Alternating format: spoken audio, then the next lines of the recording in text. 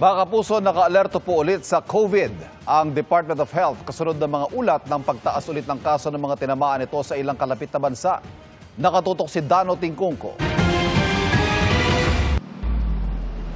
May mga ulat ngayon ng muling pagtaas ng kaso o kaya clusters ng COVID-19 cases sa Hong Kong, Singapore at Thailand, mga bansang malapit lang sa Pilipinas. Pero sa isang pahayag, sinabi ng Department of Health na wala pang nakikitang rason para maalarma. Katunayan daw, bumaba ng 87% ang bilang ng mga kaso at nasawi sa COVID sa bansa ngayong taon as of May 3, kumpara nung isang taon. Pero minomonitor daw nila mga trends sa COVID at nakikipag-ugnayan sa mga counterparts sa ASEAN.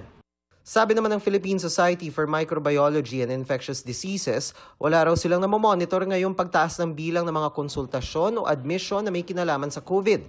Pero bili ng PSMID, ipagpatuloy pa rin ang mga nakagawi ang hygiene measures kontra COVID tulad ng paghugas ng kamay, pagtakip ng ilong at bibig kung uubo o babahing, paggamit ng face mask at tamang pagtapo ng nagamit ng tissue. Ayon naman kay Dr. Jose De Grano ng Private Hospitals Association of the Philippines Incorporated, wala raw sa ngayon kahit anong ulat ng problema sa bed capacity o pagdami ng mga na-admit. Pero hindi rin naman daw kasi lahat ng may flu-like symptoms ngayon ay nako-confine. Kasi normally, pag mga flu-like symptoms lang at wala namang ibang comorbidities, hindi ito immunocompromised, pinapauwi na rin sila. Binibigyan natin ng mga supportive na medications.